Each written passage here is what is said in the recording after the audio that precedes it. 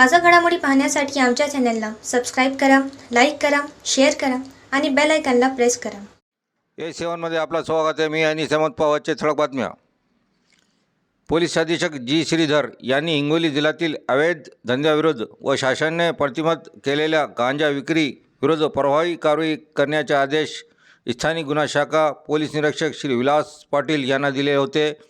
त्या अनुषंगाने 13 मार्च रोजी सहाय्यक पोलीस निरीक्षक शिवशांबा घेवारे यांचे पथक हिंगोली शहरात पेट्रोलिंग करीत असताना गोपनीय माहिती मिळाली की बसस्थानक परिसरात राज पान शॉप हिंगोली येथे अवैधरित्याने गांजा विक्री चालू आहे. अशा माहिती मिळाल्यावरून स्थानिक गुन्हा शाखाचे पोलीस पथकांनी 5/6 दुपारी 3 वाजता दरम्यान बसस्थानक परिसरात राज पान शॉप इथे छापा मारला असता तिथे पट्टी चालक शेख अहमद उर्फ अमर शेख दाऊद वय 41 राहणार मस्तानशेनगर हा मिळून आला. पोलीस पथकांनी त्याच्या पानपट्टीची झडती घेतली असता 2 किलो 560 किलोग्राम किमतीचे 64,000 रुपयाचा वाळलेला गांजा मिळून आला.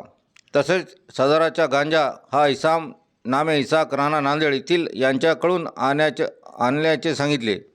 त्यावरून पोलीस स्टेशन हिंगोली शहर येथे आरोपी शेख अहमद उर्फ शेख अमर शेख दाऊद वय 41 राहणार मस्तानशेनगर हिंगोली इसाक राहणार नांदेड या दोघांविरुद्ध पोलीस स्टेशन हिंगोली शहर कलम 8 क 20 ब क NDPS ॲक्ट स कलम 34 भाजविक प्रमाणे सहाय्यक पोलीस निरीक्षक घेवारे यांच्या फिर्यादीवरून गुन्हा दाखल करण्यात आला आहे.